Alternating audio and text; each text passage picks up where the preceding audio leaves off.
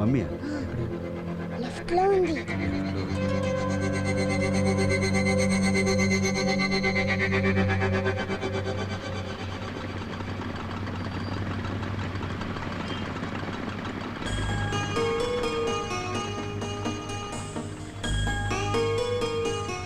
Friend త్వరగా పోనీ.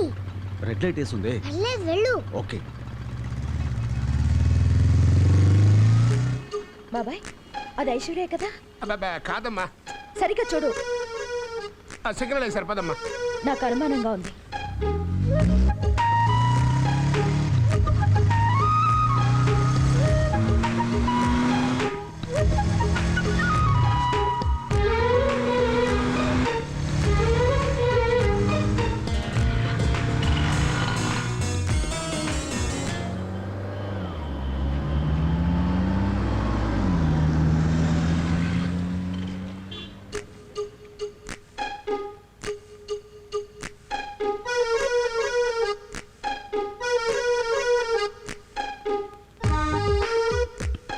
ఏ uncle, ice cream కావాలా? వద్దంట్లే అయ్యా. ఓకే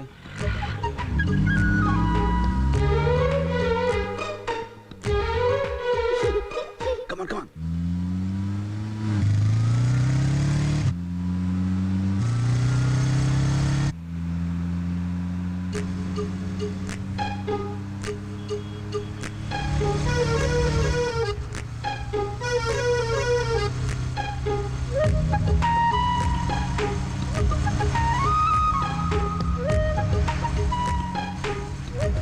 ఏమైందమ్మా ఇవాళ నీకు? ఊరికే టెన్షన్ పడతావేంటి? ఐసు ఐసు అంటావు, నాకు ఎక్కడ కనపట్లేదు. ఇంటికి పోని చెప్తా.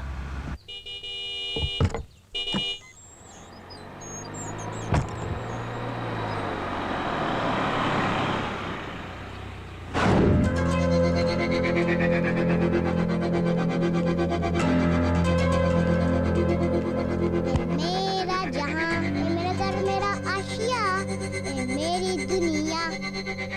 Hi mummy. హాయ్. నేను చెప్పానా అది ఇది కాదు, ఇది అది కాదు, అది అదే, ఇది ఇదే అని విన్నావా? ఓ టెన్షన్ పడి కారు ఎమస్పీడ్గా నడిపావు. దాంతో ఇప్పుడు నా కడుపులో సారీ.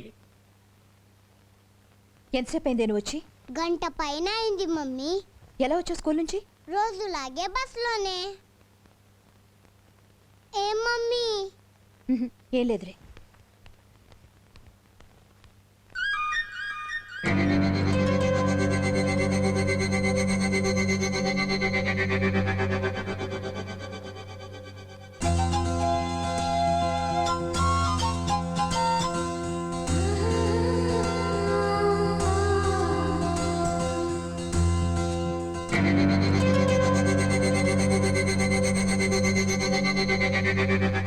మీ ఇద్దరు ఎందుకు టాటా చెప్పుకుంటున్నారు? చెయ్యింది గనక, అది ఊగింది గనక ఊపింది. అయినా తాత మనవరాళ్ళ మధ్య కొన్ని ఎఫైర్స్ ఉంటాయి. నీకెందుకమ్మా? గుడ్ మార్నింగ్ చెప్పుకుంటాం, గుడ్ ఆఫ్టర్నూన్ చెప్పుకుంటాం, గుడ్ ఈవినింగ్ చెప్పుకుంటాం, గుడ్ నైట్ చెప్పుకుంటాం. ఇప్పుడు కావాలంటే బై బై కూడా చెప్పుకుంటాం. ఫ్రిడ్జ్ వాటర్ ఒక గ్లాసుడు తాగు, బాడీ చల్లబడి బ్రెయిన్ లో టెన్షన్ తగ్గుతుంది. Bye bye. Bye bye.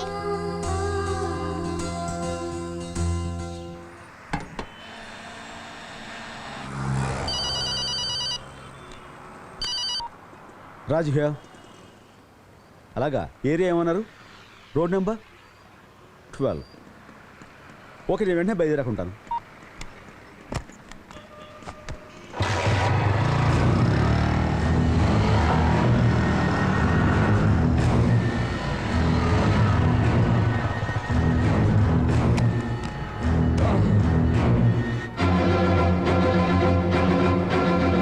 వాళ్ళ అమ్మాయికి ఏదో ఒంట్లో బాగాలేదని హాస్పిటల్లో చేర్చారట. టైంలో వచ్చి డబ్బులు అడుగుతున్నాడు.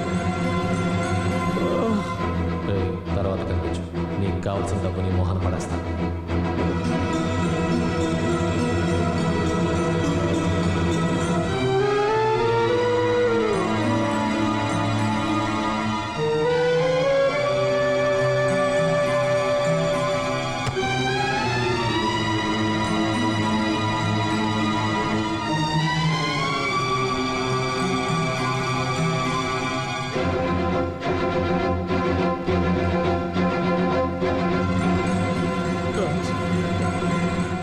క్రితం నెల కదా అంత డబ్బు ఖర్చు పెట్టి బర్త్డే చేసాం. మళ్ళీ బర్త్డే అంటే ఎక్కడి నుంచి డబ్బులు దాను? దానికి ఒక కారణం ఉంది. ఐశ్వర్యకి తన డాడీ అంటే ఎంత ఇష్టం ఉందో తెలుసుకోవాలి. అలాగే శాంతిరాజులు కలవటం కోసం నేను రాజ్కి దగ్గర అవ్వాలి. Just acting.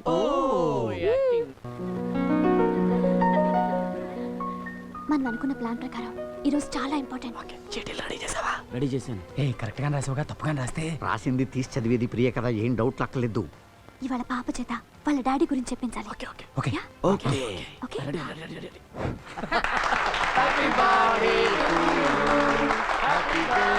నాన్న, ఇదిగో.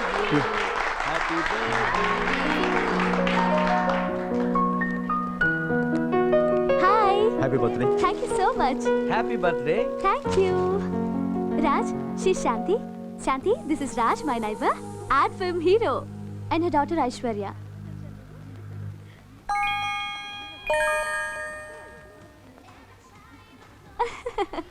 Please come. Hello sir. Hello. నమస్తే సార్. రండి రండి. Hold this.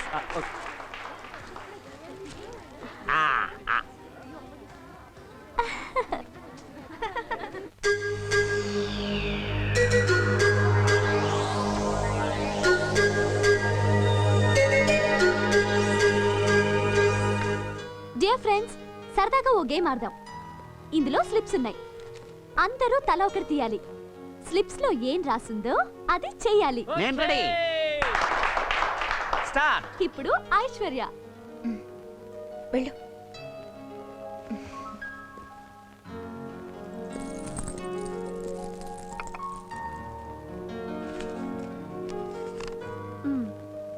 నీకు మమ్మీ ఇష్టమా డాడీ ఇష్టమా? మమ్మీ. ఓ. డాడీ ఎందుకు? బ్యాడ్ డాడీ అక్కని చంపేశాడు.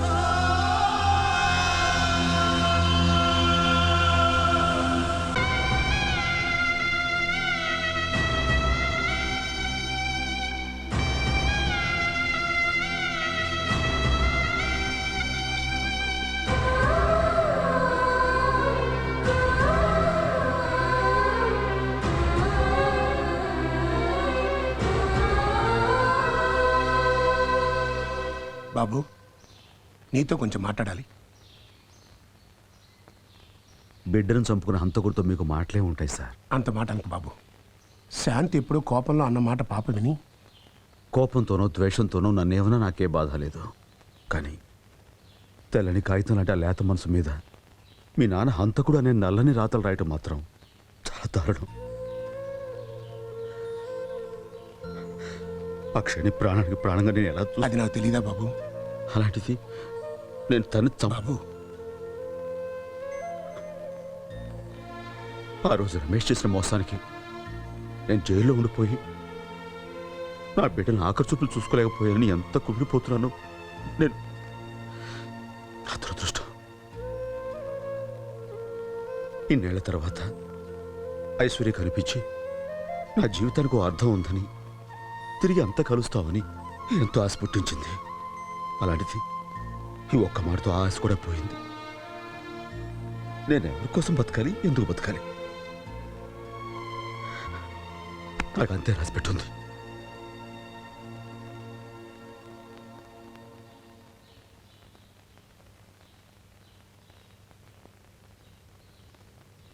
మీ డాడీ హంతకుడు అని చెప్పే కంటే చచ్చిపోయాడని చెప్పుంటే బాగుండేది.